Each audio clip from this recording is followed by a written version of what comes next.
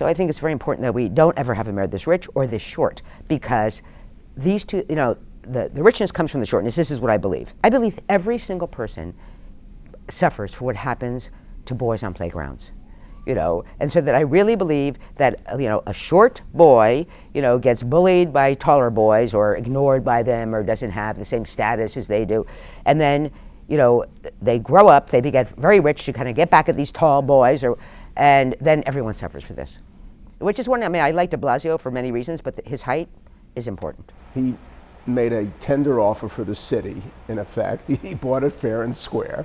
And so we have the benefit and the liabilities of that. The benefit is he's independent of usual donors or special interests. So you have to applaud his public health brilliance when it comes to guns and tobacco.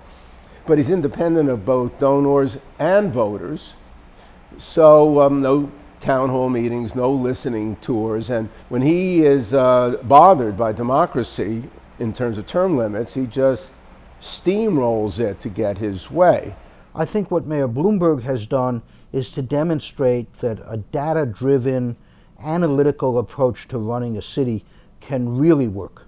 The city is much improved over the last 12 years in terms of its delivery of services, its responsiveness to people. Now, it's not perfect. He's got his critics, but we're much better off for his having been mayor for the last dozen years than otherwise. New York's strength and importance was always that it was so heterogeneous. It was so many different kinds of people. New York's importance to America has always been that it's a precursor of what happens in America.